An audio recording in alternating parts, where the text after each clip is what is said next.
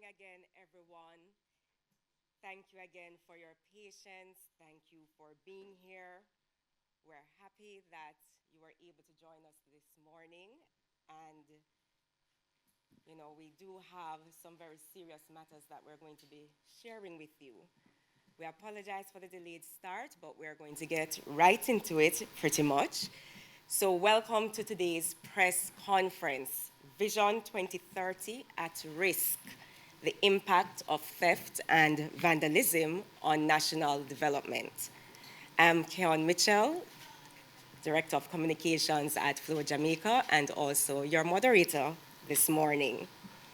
I also want to welcome members of the media or special guests here, as well as those persons who are joining online. We're happy to have you here, and we'll ensure that, especially for the persons online, you'll have your opportunity to ask your questions as well.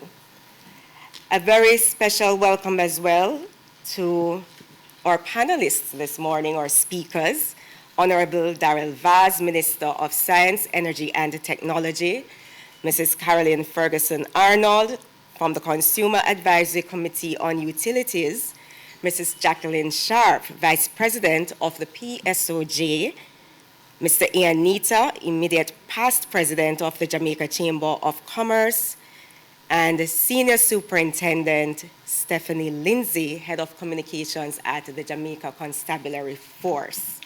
Welcome to you all, and again, thank you for joining us this morning. Now, our telecommunications industry, and Flow Jamaica in particular, has been plagued by the long-standing issue of theft and vandalism. And we're talking about vandalism of our infrastructure, our telecommunications infrastructure, and our network elements. As the provider of choice across various sectors and industries, this has had significant impact on the businesses we serve, and also our many customers all across the country. Since the start of the year, we have recorded even more incidents of theft and vandalism, including on our fiber network, in which significant investments are being made to bring connectivity to more businesses and communities across the country. So today, we'll be hearing from our key stakeholders as they all share more on the impact of theft and vandalism. At this time, ladies and gentlemen, please welcome Mr. Stephen Price, our Vice President and General Manager. Yes, you can clap.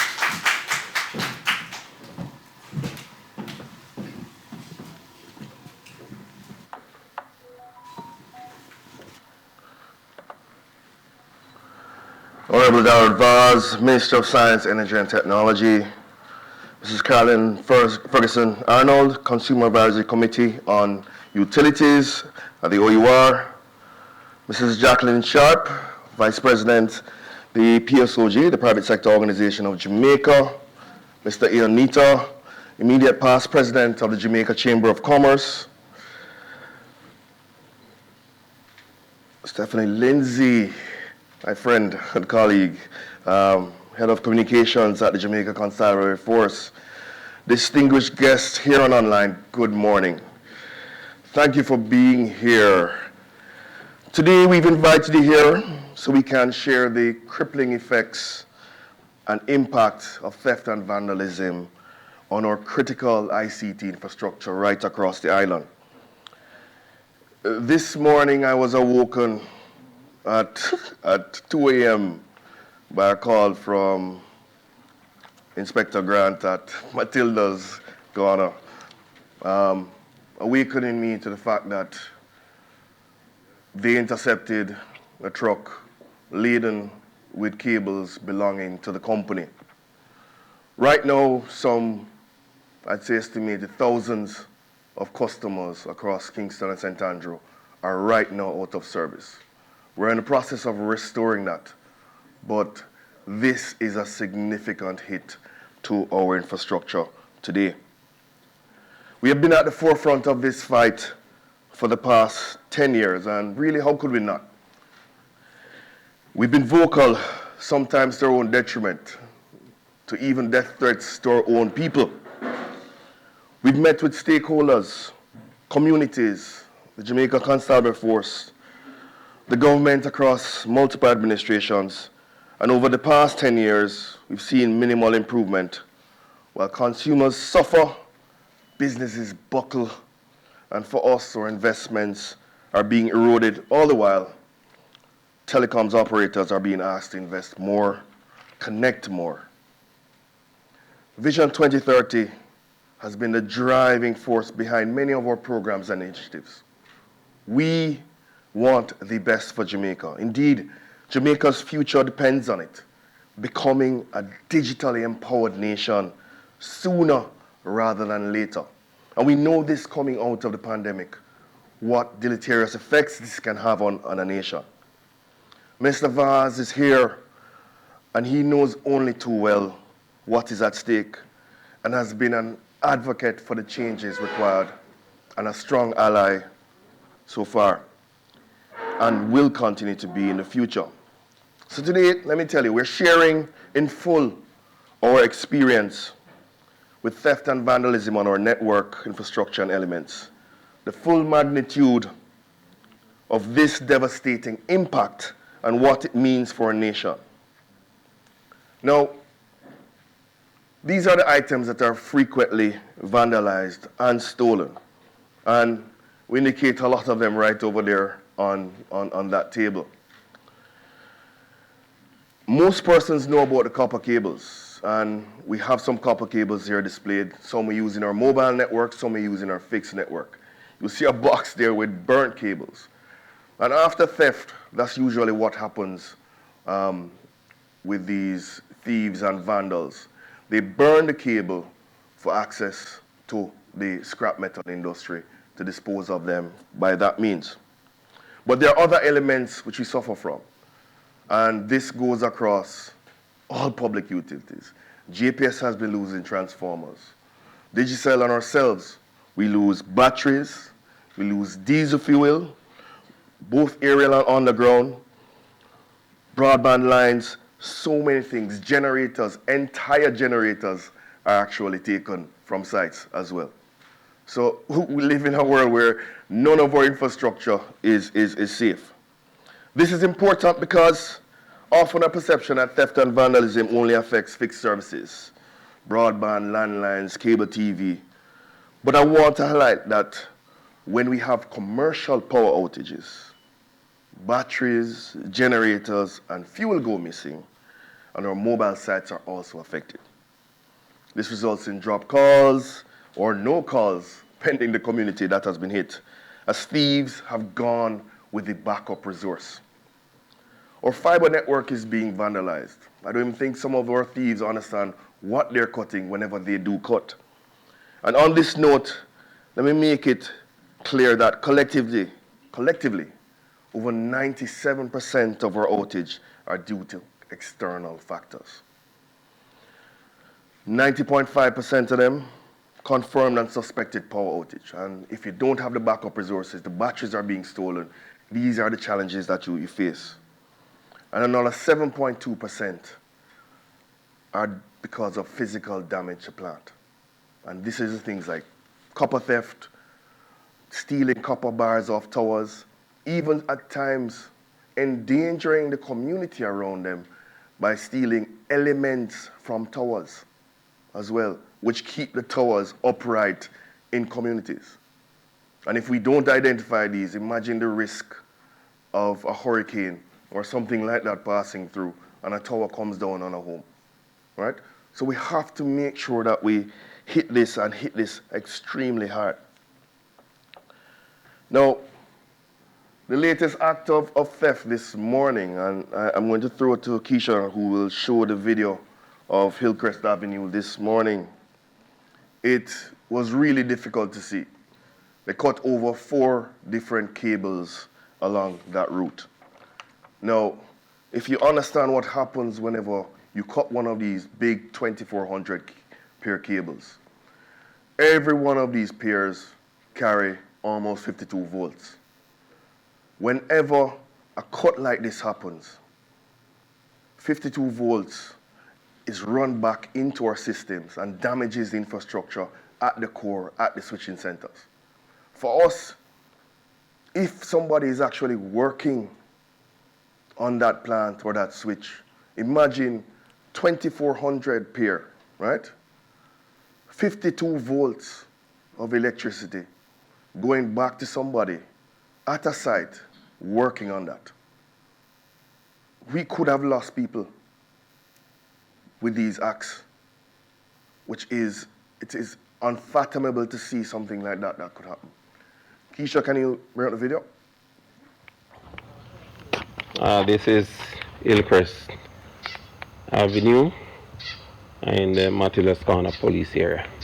Police would have intercepted a truck that pulls some flow fiber optic cable from out of the drain.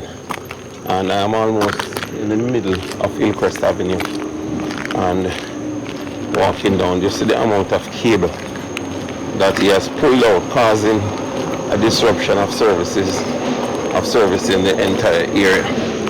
So he pulled them out, cut them up, and was about to remove them when he was intercepted by the Matilda's Corner police, who are presently on location. They have called Erica to come and take the truck to the R43 police station. We're also going to remove the cables from this location. As you can see, the records just arrived to move with the truck, and this is the cable. It's about 300 meters. What has happened? They've cut the cables underground in the underground conduits. They've tied that cable to a truck and have driven away and pulled out all these lengths of cables right from underneath, right? And this happens in multiple places right across the country. Now, you look at the hotspots and hot parishes that are repeatedly vandalized. The parishes that have the most incidents, as you can see, St. Catherine is the highest parish. Portmore, Spanish Town have been really plagued over this past year in particular. And these are the communities where you have theft happening in particular communities over 4 times, repeatedly, to restore, give back service to consumers, stolen again. And there's a time when it comes in a business's life, do you invest? Do you put back infrastructure? But we recognize the need for our citizens of this country, for the technology that is there. And we have to go back in some of these communities to make sure that we put it in. But we need protection. Our most recent area that's becoming a hotspot is Santa Cruz, right? Where we have schools and police stations impacted, even though we have replaced infrastructure 3 times over the past 5 months, right? This is absolutely untenable, and it's not a sustainable business model. What we can see, there are emerging trends also happening, which have a devastating blow to our business community. Our business and commercial districts are under attack now.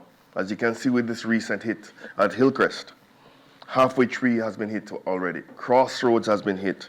Hagley Park Road, especially that corridor leading to the ports. Imagine the crippling effect this can have on our ports, especially in a busy Christmas season like this. Upper Maxfield, the industrial belts, Newport West has been hit, right?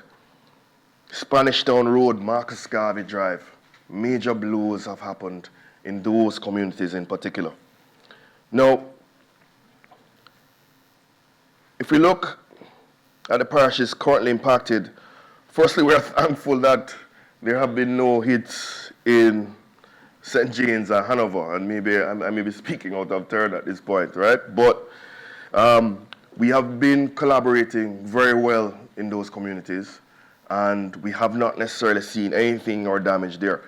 There is vandalism that occurs in St. James, right? But that's also another challenge that we have to face.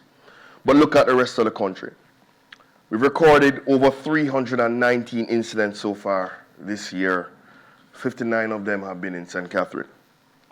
Kingston, St. Catherine, and Kingston, Clarendon, and St. Thomas account for 98. 84 incidents have been recorded in the northeast region of St. Anne, St. Mary, and Portland. I know Minister Vaz knows about the recent ones in Portland. And the central region accounts for 67. And this is the copper network where we're delivering critical services to power hospitals, schools, hotels, BPOs, small businesses, and many more. It is challenging for us as a business. If we go back to 2016, we had over 1,090 incidents of vandalism between then and now. 250 communities have been impacted. We've incurred restoration costs of over $15 million US, excluding loss of revenue to us and the investment in a comprehensive asset protection program. And what we've seen are low fines and sentences that in no way reflect the debilitating effect of the crimes committed. Petty larceny is often the only charge we go to in some of these instances. And we know that's a tap on the wrist for many of these criminals. But even what we have spent in terms of restoration, we haven't spoken about the revenue lost. We haven't spoken about the loss of revenue to the businesses that are served. We've not spoken about the educational loss.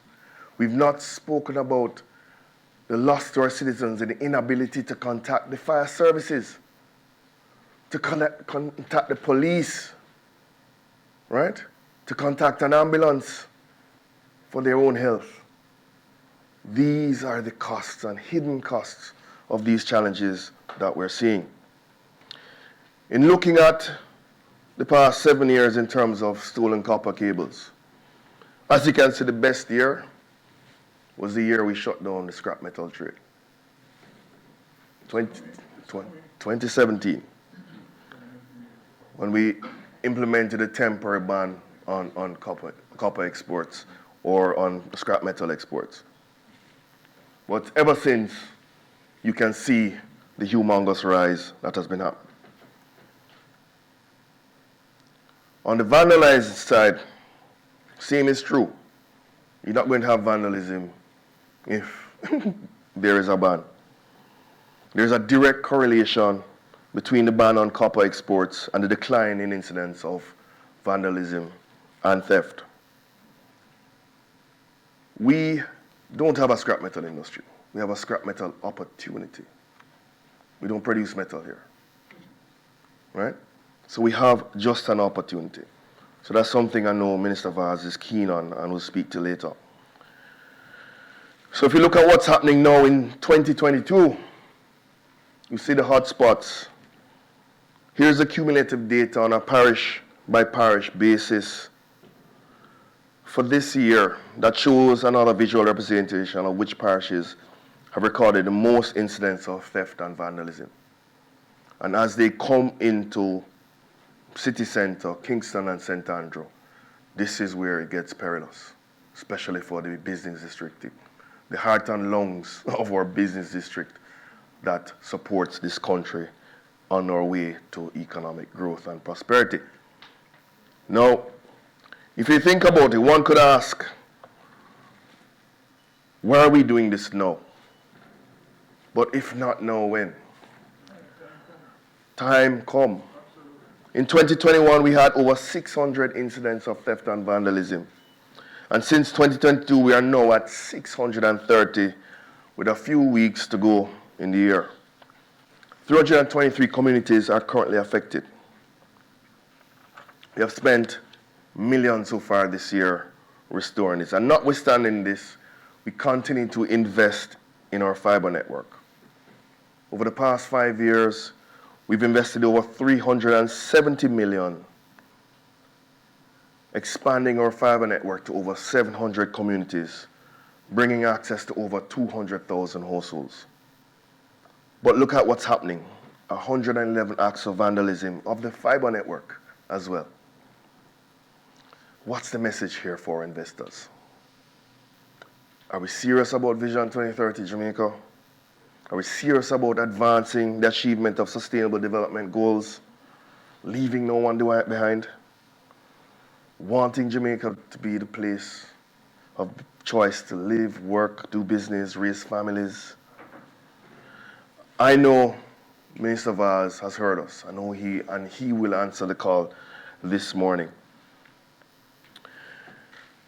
Residential customers, I've said before, whenever these outages happen, they have no access to contact emergency services. Imagine being home. Imagine having an elderly parent at home alone. No way to call the police. No service for education, personal business, entertainment. Inability to communicate with loved ones. No internet access for research purposes. Communities are at a higher risk for criminal activity if we don't have these lifelines between themselves and the Jamaica Constabulary Force to respond when incidents like these happen. We see headlines about persons being unable to contact emergency services when there's a shooting or a fire. These are the casualties of things like this with vandalism. So think about it. 12,340 residential customers have been hit since January 2022 because of vandalism, right? Imagine what could have happened if any of these were plagued on by the criminal elements that are running about town. Businesses are also suffering. No access to power business if you have ICT access. No service to facilitate the completion of transactions, point of sale and ATM. I know Mrs. Sharp can tell you about what's happening to her business this morning. No access to online services. Impact on e-commerce. Inability to communicate with customers. Over 1,118 businesses have been impacted since January 2021. The time is now. And then there's the impact on our own business. Increased restoration costs, increased replacement costs, reduced investment to expand the fiber network. I could have used that 15 million to bring the internet to more homes across the country. With that 15 million, we could have gotten 100,000 more homes built, right? That's the sacrifice that we make for this. Obviously, we have reputational damages because consumer doesn't care. Consumer just wants their service, right? Impact on service delivery. Loss of customers, right? It's not sustainable. 2 million per year for restorations. A few weeks ago, I shared the stage with Minister Vaz and I asked, what future do you envision for Jamaica? He envisions the same future. We spoke about JUMP, a program in bringing internet connectivity to the unserved. This is one of the things that can derail that. We have to act now. What vision do we envision for our country? We don't want one overrun with criminality. One where criminal elements hold a nation under siege like this. One where we are suspected, and I call this again, this is domestic terrorism. This is, you are attacking the state when you attack the national infrastructure of a country. You are attacking the state. You are attacking the state, the country from meeting its goals and bringing improvement to all. We are the provider of choice for the country's major industries. Industries that Jamaica depends on to survive. Tourism, hospitality, BPO global services, finance. Think about finance in particular. Every transaction you do runs across our networks, right? Think about remittances, runs across our networks. Think about small business, the engine room of growth for this economy, runs on our networks. When our services are affected, there are a major wave that affects tens of thousands. You think about police stations and schools. St. Mary Technical, out of service since August. And at best, we're looking at January 2023 for restoration. The Belmont Academy, the Lacovia Police Station, for one. Right? Lacovia Police Station is working off mobile phones right now in order for them to get their calls for emergency response. Vision 2030 cannot be achieved if the critical ICT infrastructure power in the country is not protected. As you can see on the previous slides, the scrap metal industry negatively impacts our operations, and not only my operations. I'm sure if Gary Barr was here, he would tell you about the operations of the Jamaica Public Service.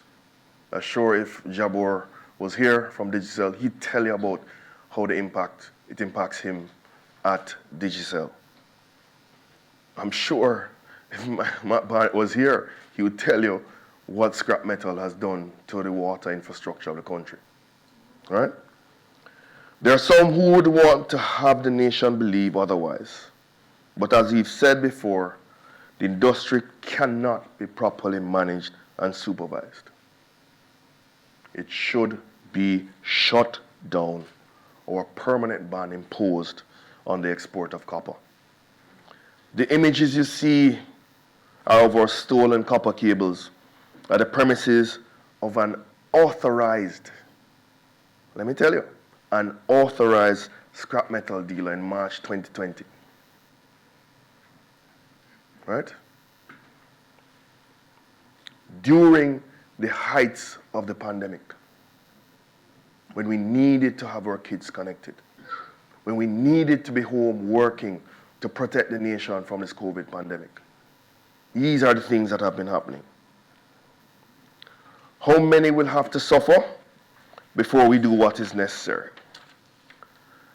I want to highlight the support of the Jamaica Constabulary Force. Lindsay, it has been an amazing partnership that we've had to date with our security team.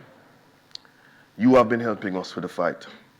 We're receiving more information from the public as persons are becoming more impatient with service outages due to these criminal acts. And the JCF has been swift in acting on information and arresting the perpetrators. We look forward to your continued support. What are we doing to protect our infrastructure? We have our security operations center, right? Where we have 24/7 operations, CCTV where possible. Just understand, we have over 100,000 kilometers of cable right across the length and breadth of the country. If we were to secure that all ourselves, I think we'd have a force about 3 times the JCF plus the JDF as well, right? So we have to rely on the public. We have to rely on the state as well. We relocate, we protect at-risk infrastructure by putting them underground. And let me tell you, we've done so many things in that space to the point where we have manholes that we have poured concrete in. You know what a manhole is for? So you can access your infrastructure. We've poured concrete in them. And in some instances, they've broken through the concrete in order to get the cables, as in Spanish Town on many occasions. So we have surveillance cameras, intrusion detection systems, sensors at fuel tanks. We have electrified fences, right, which is a controversial stance for us in some instances. Tracking devices, mechanical cages, fabrication of generators, reinforced concrete vaults, sealing of manholes, welding manhole covers shut. You know the difficulty of having to unweld a manhole just to enter it to service your infrastructure. We have community watchman programs, and that's one thing that has really helped over the past couple of years. We've engaged private security firms and investigators. We've engaged in the communities through town hall meetings, and we're lobbying for the legislation to change. Now, it's time for stiffer fines and longer sentences. The punishment must match the crime. Terrorism must be paid with the kind of fines and the kind of jail terms that's necessary. Let me share some quick example of what's happening. January 2022, one person sentenced, non-custodial, 1 year probation, 120 hours community service, training in decision making and substance abuse. He has stolen cell site batteries over $740,000 and went on to do the same thing again. May 2022, 2 persons sentenced to 20 months. They had already served 1 year before. Last 8 months at hard labor. Charges were for simple larceny, malicious destruction of property, trespassing on the works of a telecoms firm, not keeping them locked up enough. July 22, each of the 2 men fined $43,000 or 15 days imprisonment. They were in lockup since May 7, 2022. They were charged with unlawful possession of flow copper cables. November, 2 men arrested and charged by Runaway Bay Police for stealing copper cables. A full Toyota Hiace minibus laden with the stolen cables is also seized. That one is still in the courts. 2 men arrested in December so far by St. Catherine North Police for stealing copper cables in Portmore. 25 matters outstanding in the courts involving 39 persons charged for various offenses, including simple larceny, unlawful possession, malicious destruction of property, and trespassing on the works of a telecommunications firm. Some of these right now date back to 2016, right? So they don't feel the penalties. They don't feel the effect. And many of them go on to do this again. So, under the current prosecutions under the Malicious Injuries to Property Act and Larceny Act include fines and sentences ranging from 3 months to 10 years.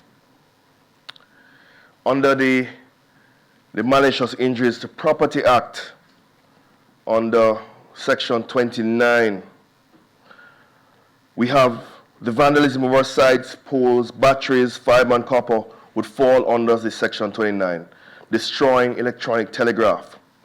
The punishment imposed would be on indictment, imprisonment up to but not in excess of 2 years, with or without hard labor, or summarily imprisonment up to but not in excess of 3 months imprisonment, with or without hard labor, or a fine of 4,000 Jamaican dollars. Recent amendment was moved to $250,000 under the Law Reform Amendment of Penalties Act in 2019. These are things that we have to address. In summary, any vandalism of telecommunications infrastructure should be protected under specific legislation. I know we've worked hard with Minister Vaz, shared with him some of the legislative changes that we believe are necessary, and I know he's definitely on board in terms of moving that. But we have to address the penalties under the legislation. It really has to be set at such levels that they act as instant deterrence to anyone who contemplates such offenses. Right now, a criminal can make a business case and say, well, I pay a $250,000 fine. Yeah, I'm going back into the business again. All right?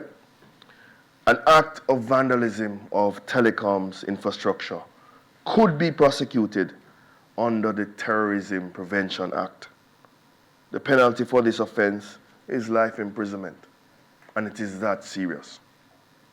We also urge the swift implementation of the ban on copper exports, and we have already shared with the administration how this could be managed. Ladies and gentlemen, we want our country, our people, our businesses and children to thrive. It's been a hard road, but we remain firmly committed to Jamaica and to enabling the progress of our fellow Jamaicans. but we can only deliver critical ICT services with the full support of all key stakeholders. And most of us are here at this table: the government, the regulator, the JCF, and our business partners. We have been talking about this for years, and now is the time for action. We've already shared all our recommendations, and we are now sharing our experience and recommendations publicly so that all well-thinking citizens can add their voices and contributions to address this scourge. We also call on the citizens as well to continue to do what you're doing in highlighting, questioning, looking at what's happening in their individual communities, and telling us when they see persons on our lines, when they see persons doing things. Each of our employees are identified, and even if further questions need to be asked, they can be easily be identified by our company, right? So even if you see one of us in a blue shirt, and you see something happening that don't look too right, call the police. We are properly identified, and we know where our people are. We look forward to working with the government in short order to move this forward so that it can be addressed in the next parliamentary cycle. I know it's a lot of things that I've just raised, but time comes, and we need to act now. Thank you very much, ladies and gentlemen.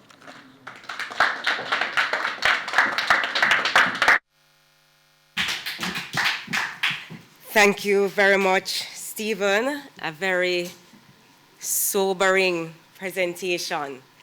And just for our friends here and also online, when you hear Stephen speaking about the millions of dollars, we're talking about US dollars. So you can do the conversion. It's not Jamaican millions. We're talking about millions of US dollars. Now, while you reflect a bit and digest, we are going to take a very short break, and right after 2 minutes, we will hear from our other speakers this morning. We'll be right back.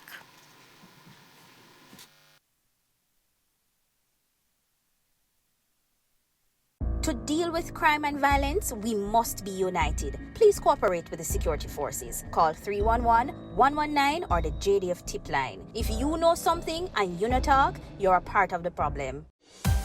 Jamaica, home of the resilient, passionate and hard-working. A people and a nation who have achieved and defied all odds, working to keep their economy growing, their country thriving, from investments made in innovative opportunities and exports demanded globally. We have a vision, now within our grasp, where Jamaica becomes the place of choice to live, work, raise families, and do business. We will not let go of this vision. We will grow. We will overcome these challenging times and look to the future with hope and positivity. These are special times. The world as we know it has changed, but home will always be in our hearts. And in Jamaica, you can always find a home. Think you know Jamaica? Look again. You will be surprised.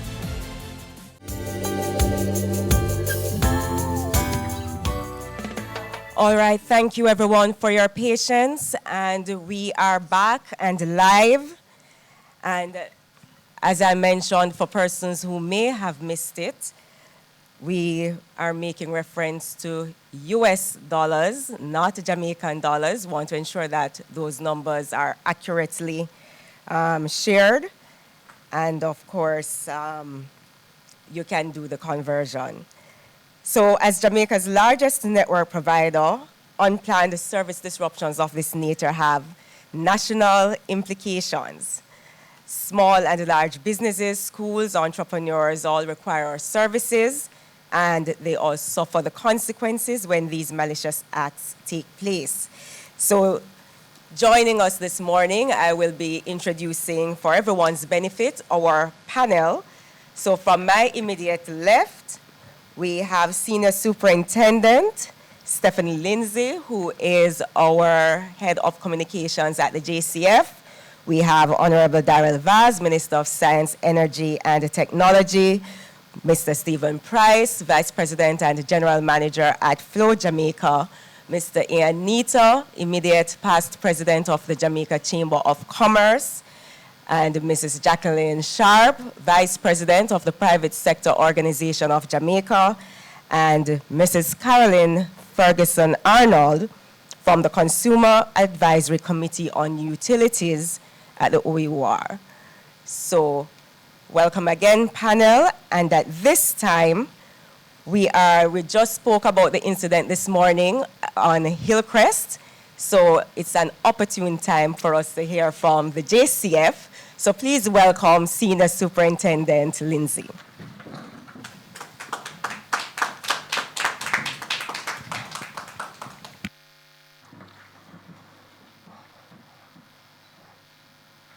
Thank you very much, Madam Moderator, Honorable Minister Vaz, Mr. Stephen Price, and other panelists.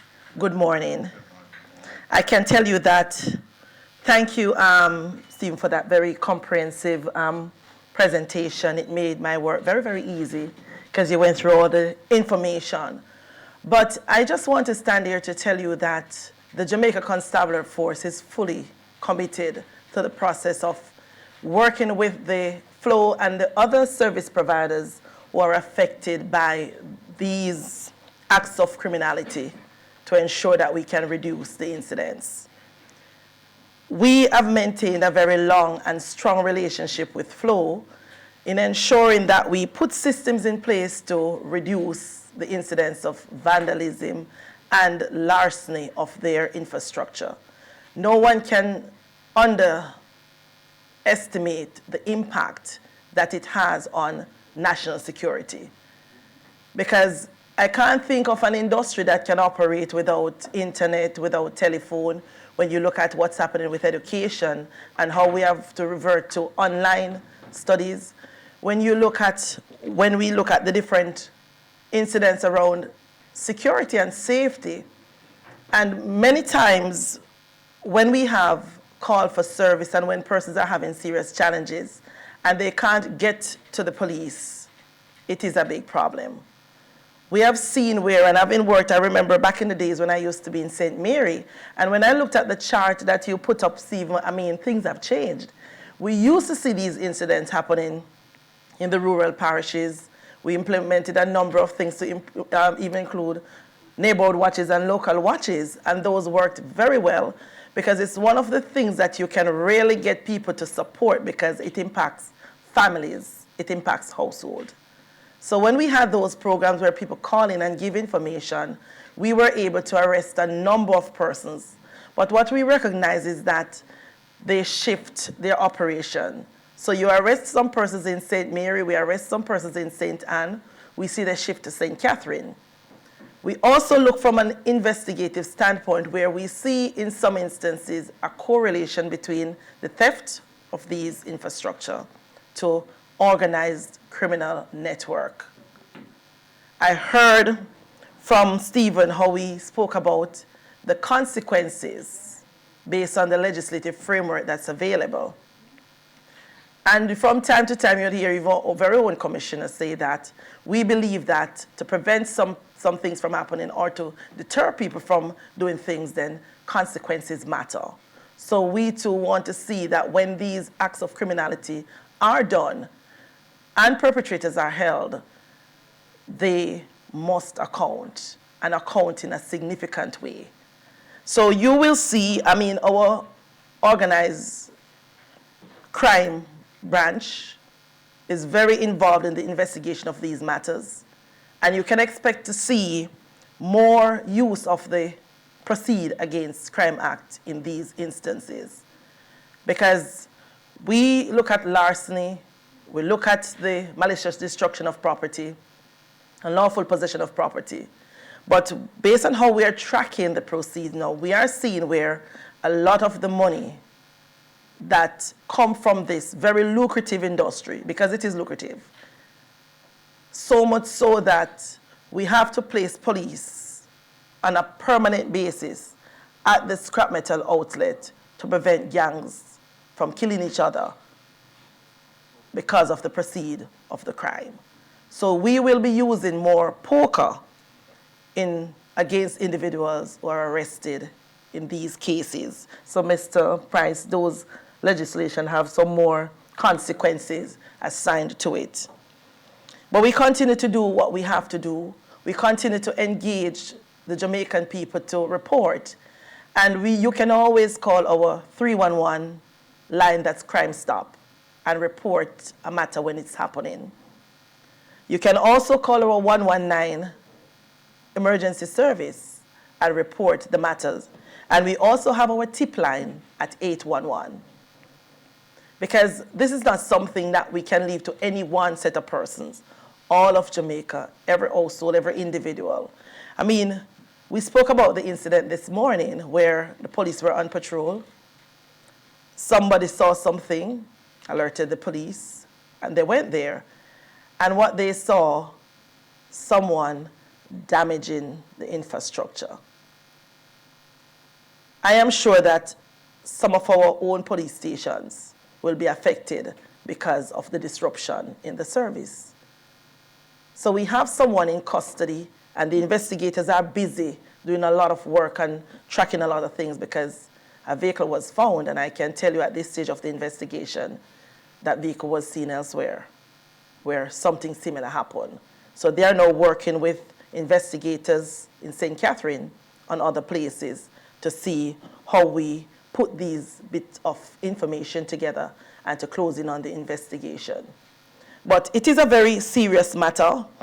It's something that we have to continue to dialogue and to devise systems and mechanisms, Mr. Price, to see how because when it comes to organized criminal network, and working, they are always reinventing. So you put one system in place, they are going to go back to the drawing board and they are going to track it. They track how we operate our police operations, whether we do some with the military as well. So they know when we are working in one parish and they see what's happening there, so they move to another place. We see what's happening now in St. Elizabeth, Santa Cruz. Our police station in La Cova, we don't have service. So it affects our ability to respond to citizens' call for service. And like Stephen mentioned, that the citizens really don't care why they're not getting the service. They see it as the JCF not responding. And I can tell you, as a force for good, it is something that we really want to do everything that we can to ensure that we, one, apprehend these perpetrators and bring them before the court, and also to see how best we can put other systems in place to prevent these things from happening. We know that a number of cases are currently before the court. We work very, very closely with Mr. Wright and his team to deal with these matters, but we know that a vital infrastructure as the telecommunication industry is one that we can't spare any efforts, any legislative support, policing resources to ensure that we catch these individuals.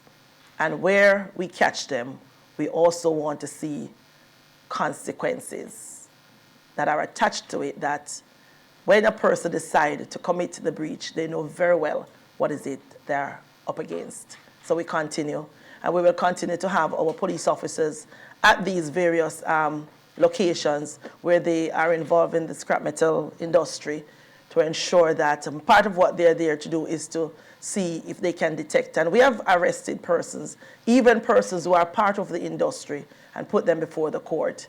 Because I don't think the industry is a problem, but we have to look carefully at some of the players who are in the industry to ensure that they meet the threshold of persons who can be trusted to operate legitimately. So, ladies and gentlemen, the JCF, the Force for Good, we are committed to working with Flow and the other service provider in putting some measures in place to treat with the issue. Thank you. Thank you very much, Senior Superintendent Lindsay. We do appreciate your support and all you do. Now, the Consumer Advisory Committee on Utilities has been at the forefront of consumer advocacy activities in Jamaica. and they hear firsthand from consumers affected by theft and vandalism. So let's now hear from Mrs. Caroline Ferguson-Arnold from the CACU. Please make her welcome.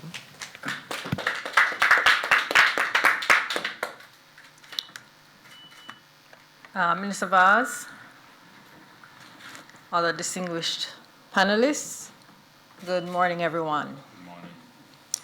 The CACU joins the voices of all well-thinking Jamaicans in condemning the frequent and unlawful acts of theft of the country's critical infrastructure and calls on the government of Jamaica, the private sector, and all civic organizations to combine our efforts to put an end to this long-standing criminal act. Let me take this opportunity to say a bit about the CACU and what we do.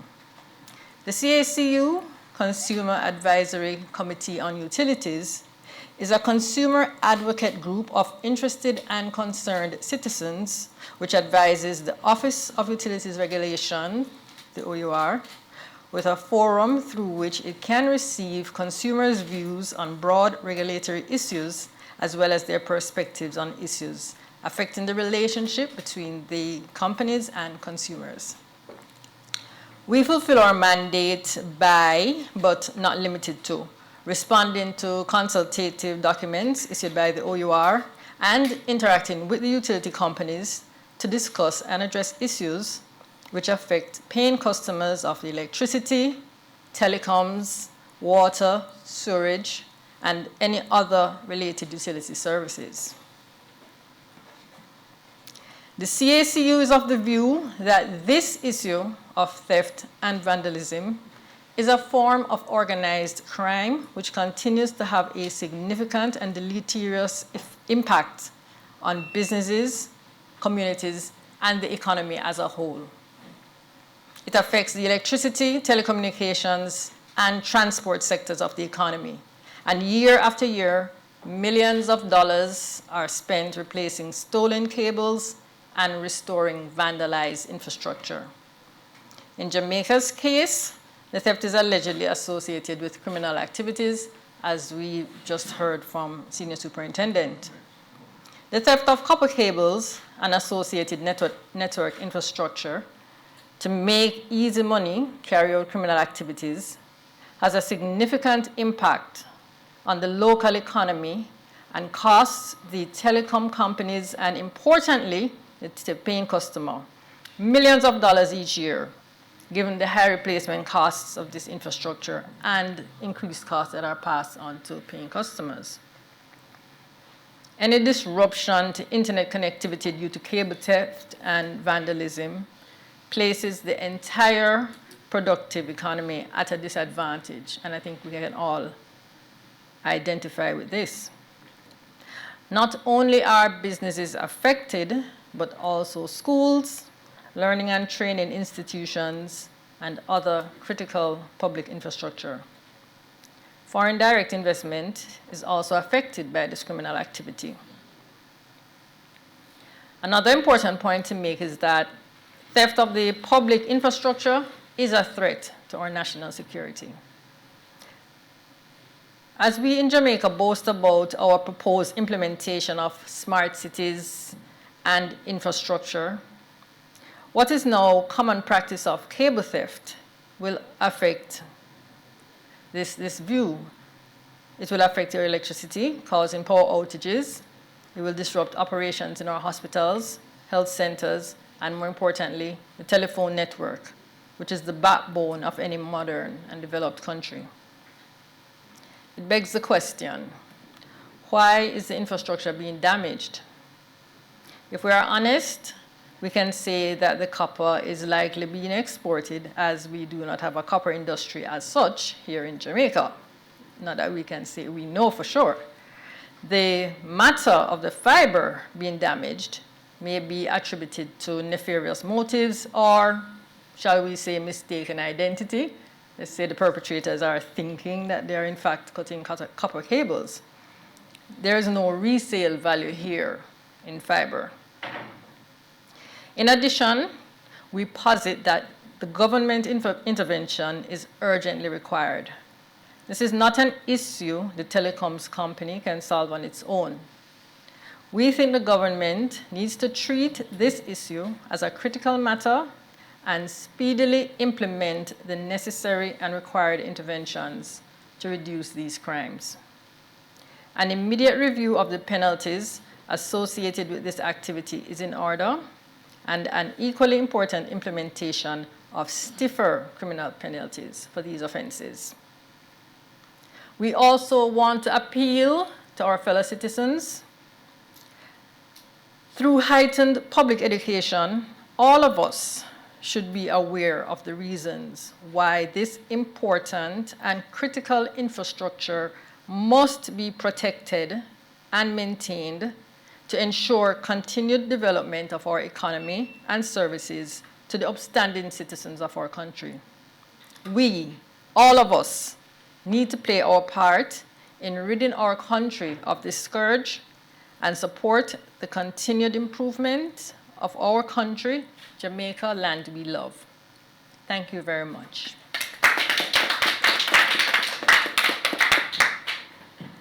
Very much, Mrs. Ferguson Arnold.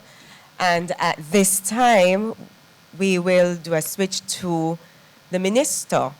The mission of MSET is to provide the legal and policy framework that guides innovation and development in the science, energy, and technology sectors to fuel growth. FLOW is a key partner in and enabler of Jamaica's digital transformation. And if we're to move forward in this digital era, the issue of theft and vandalism must be addressed.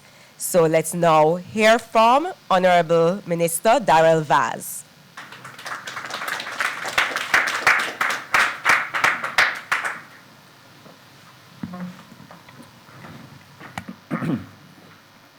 Good morning, ladies and gentlemen, members of the head table, media. You know, I'm a strong believer in faith.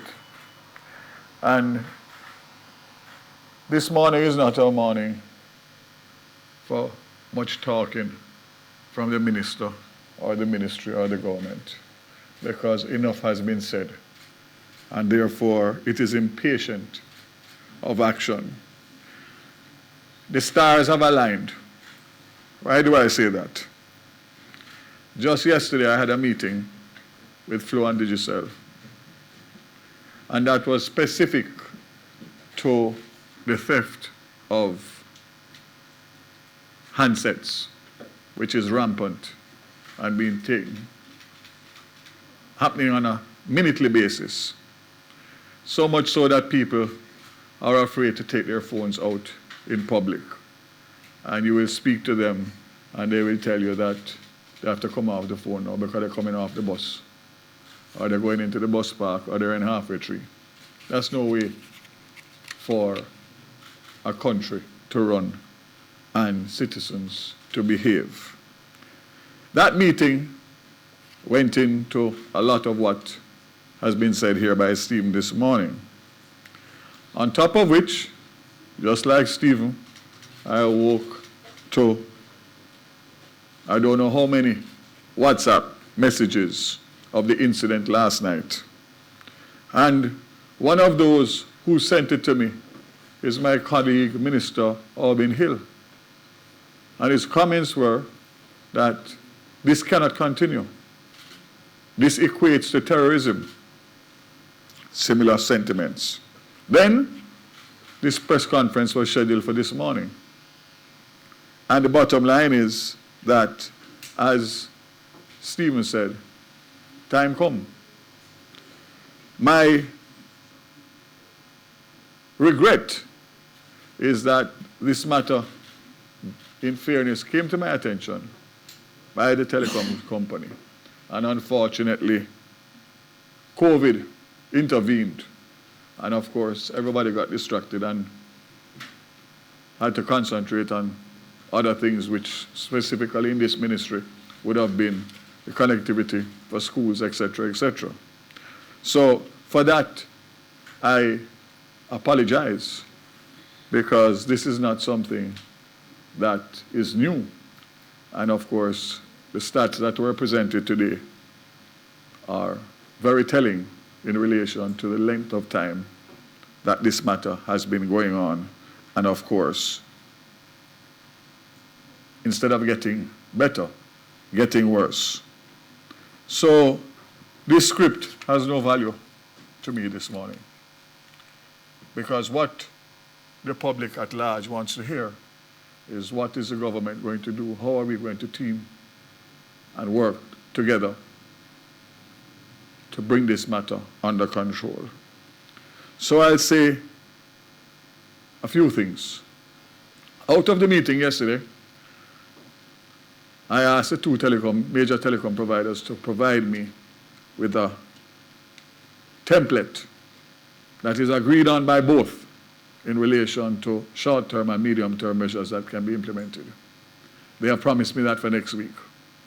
I, in turn, have promised them that come January morning, I will be chairing a task force, working group, whatever you want to call it, which is going to bring together all of government and, of course, the telecom providers, which will include other ministries, other ministers, the judiciary, the police, everybody who can play a role in this as to how and what we do to bring this under control.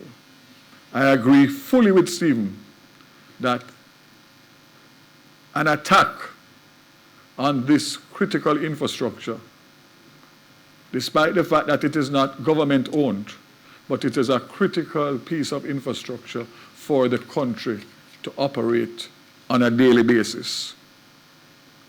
So the fact that it is not government-owned does not make it any better or easier, because it is something that we rely on as a government, and every citizen in this country relies on telecoms companies, whichever one they choose. So that is something that we are going to have to do.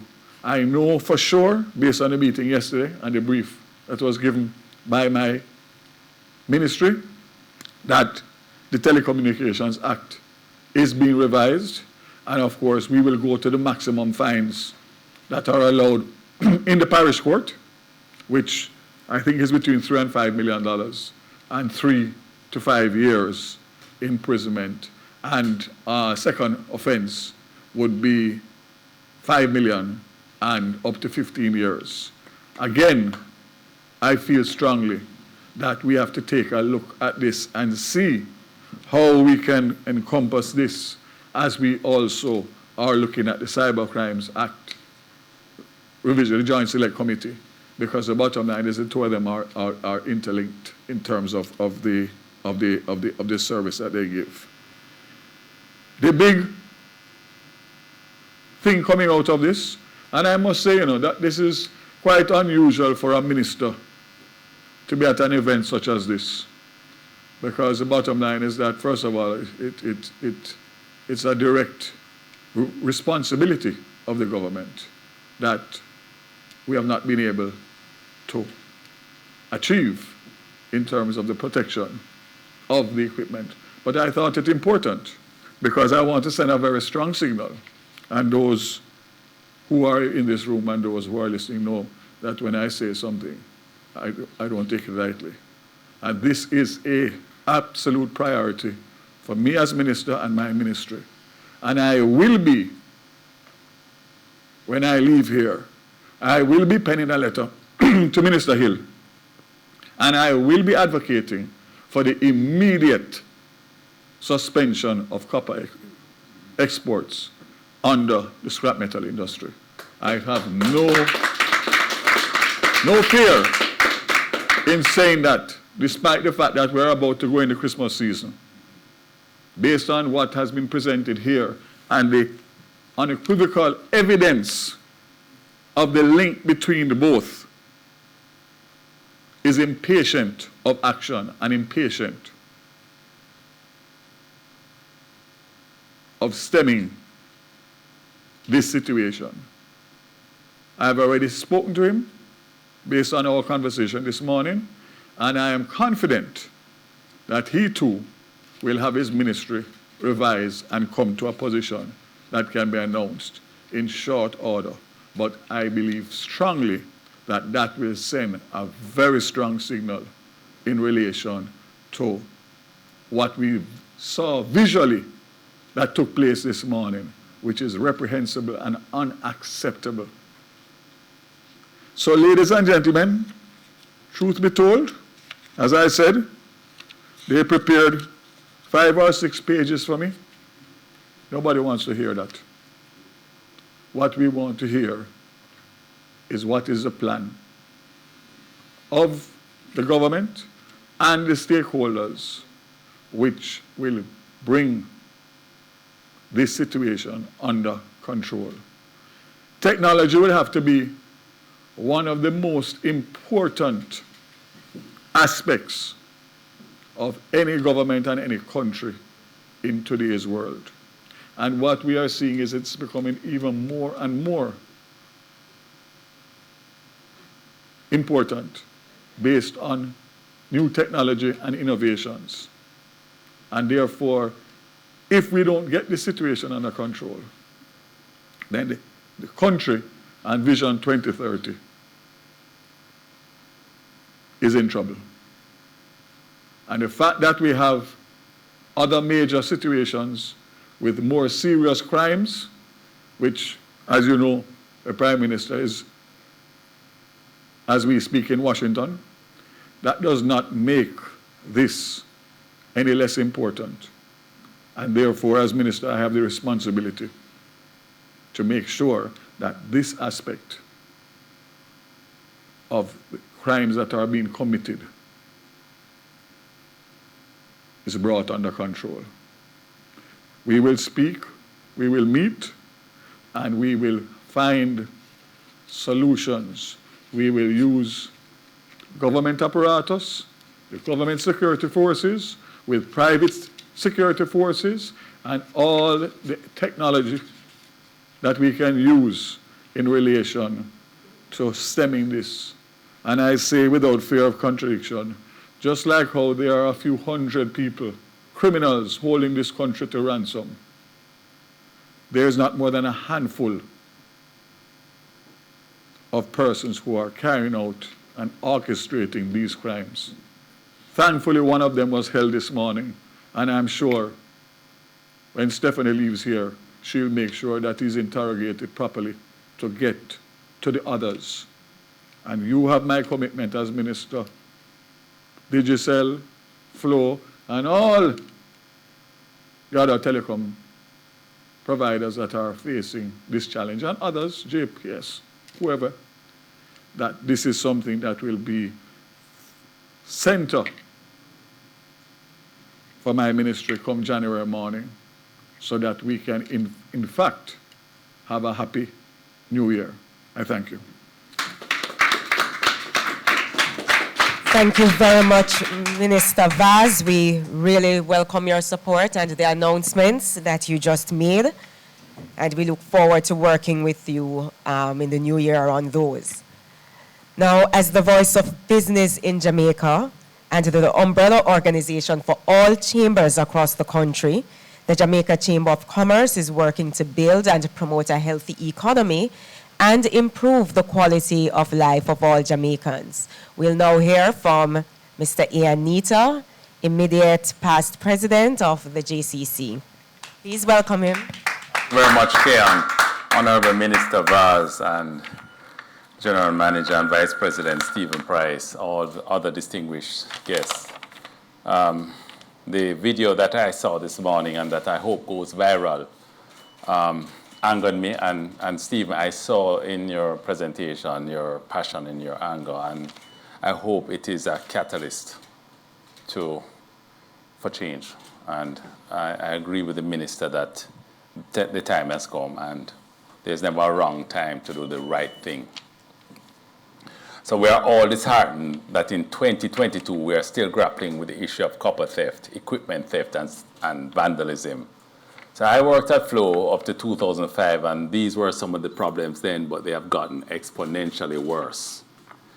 a few unscrupulous individuals are benefiting from these organized criminal activities, while hundreds of thousands of our citizens are negatively affected by this scourge. As a business support organization, we at the Jamaica Chamber of Commerce are deeply disturbed by the impact of this situation and the effect it is having on our members and the society at large. As a country, we have embarked on a mission to undertake digital transformation, e-commerce, e-learning, e-medicine. All are significantly affected when we experience downtime due to theft of lines and equipment. Many of our members have had to subscribe to two telecoms providers, with one being used as a backup because of the frequency of outages due to theft. This is a waste of resources, and it makes our businesses that much less competitive in the regional and international markets because of this additional cost. Internet downtime for small and medium enterprises results in loss of revenue, loss of productivity, and often can mean the difference between making a profit and experience a huge loss in business. When the internet runs your security system, you cannot afford an outage, as your safety is immediately compromised, and your life and those of your employees or family are placed in danger. Flow too must be extremely frustrated to have to keep repairing the same lines again and again, as well as constantly replacing stolen batteries and fuel, etc. This is a tax on the business and a drain on precious foreign exchange, which should be better utilized in expanding capacity and improving service and efficiency. As debilitating as the theft is to businesses, it probably has a bigger impact on education. We witness so many students experiencing downtime in internet, especially during COVID. This lost time can hardly be recovered and will likely set us back decades. The internet is now the lifeblood of businesses, education, health, and leisure. It should be treated as a national treasure and guarded with the level of due care and urgency it deserves. The JCC is calling on the authorities to do whatever it takes through legislation, public awareness programs, and enforcement of laws to eliminate this crime, which jeopardizes our future. Penalties must fit the crime, and the theft of telecom lines and equipment, as well as vandalism to equipment, are grievous crimes. JCC stands with Flow and with you, Minister Vaz, and your ministry in the fight to remove this organized crime from our society and to free our digital infrastructure to drive productivity, employment, and growth. Thank you very much. Thank you very much, Mr. Nito. We appreciate your support as well, coming from the JCC. And now we hear from the private sector organization of Jamaica, which is a national organization of private sector associations, companies, and individuals working together to promote a competitive and productive private sector. We will now hear from Mrs. Jacqueline Sharp, Vice President of the PSOJ. Thank you very much, Keon. Honorable Minister Vaz, Mr. Stephen Price, other distinguished guests, good morning. I think Ian has made my job very easy because I could simply say ditto to all of his comments. And we are speaking on behalf of the PSOJ and our large segment of our business community, including large corporates moving down to small businesses and micro businesses. We recognize the very, very critical role of stable, efficient, and modern digital infrastructure in propelling Jamaica's development goals and for us to compete effectively in a global marketplace. It's not just about competing here, but we have to be competing globally. And that's a very, very critical component that will enable us. And we know firsthand the critical role of ICT in modernizing and driving the business expansion and viability globally.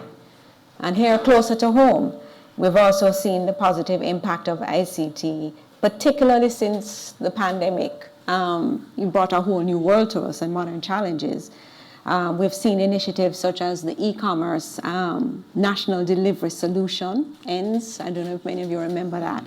but that was a very innovative solution that came about that allowed our businesses to continue to meet customer needs during the shutdowns, during the COVID period. Very, very critical, and the technology provided by the telecoms was a critical enabler for that platform. We've also seen expanding e-payment mechanisms such as mobile POS solutions, mobile wallets, that create much more efficient options for businesses and consumers. And then, of course, we have seen the growth in all our industries, particularly BPOs, providing critical, much-needed jobs and foreign exchange earnings for our country. All of this, again, underpinned by a strong, stable, modern, efficient ICT infrastructure. And there's so much more to be done because Jamaica is ranked pretty low on that scale for digitalization when compared to other countries, not only in the region, but globally. So the work being done by Flow to implement and expand its digital services throughout the island is critical in advancing Jamaica as a digital society.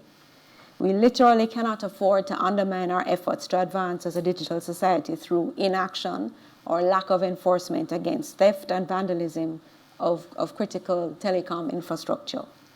We must take a firm stance against these acts of criminality to ensure that we're able to deliver on our mandate to make Jamaica the place of choice to work, do business, and raise families. And a multi-sectoral and collaborative response is required to ensure that efforts made to advance our ICT and telecoms infrastructure or sectors are not eroded by criminality and corruption. So Minister Vaz, we welcome the announcement that you're going to create a task force and incorporate various sectors, multi-sectors, to ensure that we get the most effective output from this task force and achieving the objectives of really solving these problems.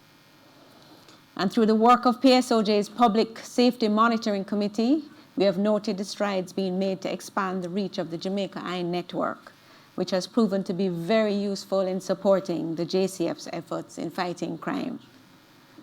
So theft and vandalism of cables are going to hamper and damage our CCTV cameras. We therefore must work collaboratively in addressing this far-reaching, cross-cutting criminal issue to safeguard our tools of national security. So the PSOJ stands ready to support the government, to support our telecoms, a critical member of our association, in fulfilling its mandate for national security, public order, and provision of a strong infrastructure to facilitate our growth as a digital society. We stand with all our partners here in advocating for a review of the necessary legislation and to ensure adequate enforcement measures to address these offenses. And again, we welcome Minister Vaz's announcements that he's prepared and ready to act on those legislative changes immediately.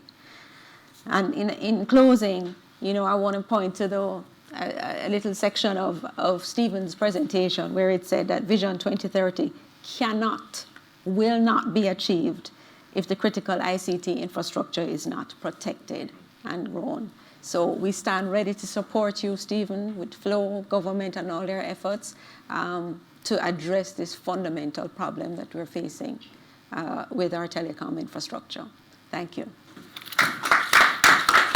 Thank you very much, Mrs. Sharp, and we also welcome the PSOJ's support. At this time, we open the floor for questions. We ask that you identify yourself and your media house, and before you direct your question to the panel. We also invite persons who are joining online. If you have a question, feel free to drop it in the chat, or if you would like, you can just raise your hand, you can indicate, and we will take your question live here in the room. Yes. Any questions for Minister Vaz? We will take those first.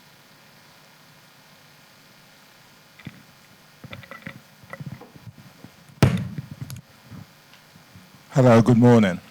Minister Vaz, you're known as a man of action. Just in summation, what would you recommend has to be done immediately here? The amendments to the Telecoms Act will take sometime in terms of the increase in the fines. So I think in terms of stemming the trend that is increasing of the theft, I think definitively that the recommendation for the suspension of the exports with the scrap metal industry specific to the copper would be, as Stephen said earlier, probably the quickest winner in terms of deterring the type of activity, criminal activity that's taking place. And as I said before, it requires swift action because what is happening here is unsustainable, and it's setting us back significantly in terms of the challenges that we are facing already in terms of connectivity throughout the island. Thank you.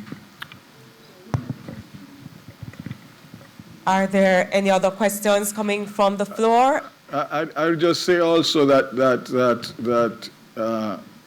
in relation to the theft of cell phones coming out of the meeting yesterday, that I'm also expecting something on that from the telecom providers by next week, and I suspect that we'll be able to have that implemented early in the new year, where the phones can be disabled by both providers. So basically, the only benefit of the phones after that would be used for spare parts. But that also will be a huge deterrent if the phones can be shut down. And I think that both things in parallel will send a very strong signal and, of course, put us on the right track in terms of what we're trying to achieve. And just to say that will be in coordination with the police so that the police can carry out their activities, investigative activities. So it's not just a matter that someone steals a phone and it's disabled or shut down, and of course he goes on to steal others or whatever. The police will have a component in the structure that we're developing. Okay, thank you, Minister Vaz. Are there any questions coming through from online? Questions online yet? Okay, thank you very much. A last check. Any questions? Any further questions from the floor? I must admit, I have a couple. Can I ask 2 questions? Or? Okay. One, this is a question directed at Stephen. Stephen, have you considered, and it was mentioned to me earlier on, the possibility of people inside the organization perpetrating these crimes, the theft and so forth? Will you be having to do an audit of staff and really looking into this matter internally to ensure that that's not the case? We've seen incidences, for instance, at Red Stripe, where it was an inside job. Perhaps you can give us your thoughts on that. That's one. I think for us at Flow, we operate in an organization with a principle and culture of trust. But that doesn't mean that, for instance, it doesn't happen. I think in the telecom space, I'd say there's an ecosystem of maybe 20,000 employees which have cycled in and out of the telecommunication industry over the past 10, 15 years. So there are a lot of persons who have the ability and understand the telecoms infrastructure. We remain vigilant, however, as a business, both internally and externally in terms of carrying out our necessary investigations. It is not only external, it's also internal, but we have found no link to date. Not saying that it may not exist, but we have been very vigilant in terms of access control, in terms of the various security measures that we have internally, which we believe that we're fairly protected here. Okay, thanks, Stephen. My next question is directed at both Ian and Jackie in their private sector capacity. Both of you expressed solidarity with the telecoms players, but what can you both tangibly do? Do you have to message to protect the players? Because it's most unfortunate that they put serious investment, and Keon mentioned it, and they're losing millions of US dollars, and they've just got to take that on the chin. But what can you do that can really help them to prevent this? Can you message jointly? What can you do, put on the table to help them?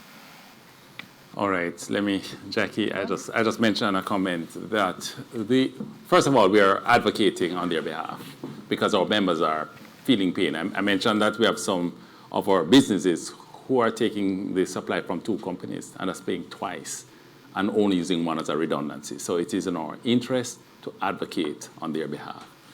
I use this opportunity to say that we have also been meeting with JPS because they also suffer from a culture of theft. And one of the things that we find that we have to do is shine a light on this theft. We track crime as if murder is the only crime. And sometimes when there's a theft of electricity, we say, is a man do a thing and just getting some, electricity, leave him alone. We have to address the culture of theft and deal with it in a way that people understand that this is an abhorrent behavior. The other avenue open to us is the tracking of the incidents. So one of the things we're doing is working through CMOC, which is the Crime Management Oversight Committee, to place the theft of utilities as part of their metrics of that they'll be tracking it. What you measure gets done, what gets tracked gets done. So we want to put some visibility on it to say, like, in this quarter, we had so much theft. And next quarter, it has gone in the right direction, it has moved down, and so on. So that's another area that we want to bring to it, the measurement of the crime. So in this case, we would say we had a major incident in December and track it and shed light on it. So I think that, that's an area that we can also play a role. I don't know if you want to. Sure. Yeah. Yes, it's similar response. I'd say advocacy efforts to get the right legislation, the right enforcement mechanisms in place, and also to raise awareness among our members so that we can support the JCF in their enforcement measures by just keeping an eye in addition to tracking various incidents, but just making sure that we're aware of what's going on around us and highlighting things like Crime Stop, continuing to fund that, and also to raise incidents so that they can be addressed. But just creating that level of awareness among our members is a very, very critical component that will help the efforts. Yeah. Very much. Are there any other questions? Last call. One final check. Any questions coming in from online? Time come. All right. We do have one question. Oh, online. we do have one question coming from online. So this question comes from Therese Turner, and she says, this press conference is taking place at the same time as the CDB's conference on corruption. Society in general needs to address corruption at a wide level. Is there any thought to a campaign in conjunction with the Integrity Action organization? All right. Did she direct that to any particular person? No, she didn't. All right. Minister or Stephen? The first order of business is to stem the problem, and then you can now go to the next step. As far as I'm concerned, right now the focus must be on how do we stem and stop the increase in the theft that is taking place. And then, of course, all discussions can take place after that. I think that's a priority. That's the message, Minister. And I think, in addition to that, the stakeholder group that we'll assemble in the new year, definitely that could be a route by which we bring everybody to the table, inclusive of this group. This is straight, raw criminality, and it must be dealt with as such. Well said, well said. Final question, and then we'll close. I just took the minister's point there, but this is a question directed, firstly at Deputy Super Lindsay. Do you think, we've talked about the theft this morning, and it's evident and the invidious nature of it, but do you think this is particularly elevated since COVID? And do you think this is what the contraction of the economy and what happened? I mean, it's something that's happened in the world once in a century, the last century. But do you think that's what's driving this criminality, as the minister just talked? Are you seeing a trend from that? Okay. So I'm not sure that you can really associate it with COVID, because if you look at the timeline that Stephen showed in his presentation, it's a problem that existed from way back to 2016, thereabout. But like many other things, we would see a lull during COVID period and a lull during a period when there was a ban on the industry. But I think when you look at what is really driving, the driving force is the whole organized crime network and the need to acquire more assets for the criminal, for them to sustain their criminal bases. So when you have us in the law enforcement, we're seizing more guns, we're finding more ammunition, then they're going to want to do more to replace those. So as we clamp down from the law enforcement side and make things more difficult for them to operate and shut down some of their means of acquiring these resources, then you also find that they will do that. We have gotten through evidence coming out of criminal prosecution of gang members that they also use the proceeds from these things to pay for their defense because we're locking up more people. So there is a correlation between what we do in law enforcement, what the service providers do to make it more difficult for their asset to be attacked by criminals. So the more you tighten things, then the more you see the demand. So I believe that what we're seeing now as an increase is really a demand by the criminal organizations to get more. And that is why we're now introducing in these investigation and these prosecution, the Proceed of Crime Act, because the more we can remove the benefits and the cash and the resources from the criminal network, the less potent they will be to continue to survive as a criminal organization. So just to say that in speaking to Stephen about the incident this morning, to give you a perspective. So what the police was able to apprehend has a value of probably 10 million Jamaican dollars. And the value to the scrap metal portion of it would be a maximum of 500,000 Jamaican? 500,000 Jamaican dollars. So look at the value of the damage to flow and look at the impact on the customer base and critical sectors, including law enforcement. And you understand, when you put those two together, the monetary and the impact, it's impatient of action. And that's what I'm committing. Thank you very much, Minister.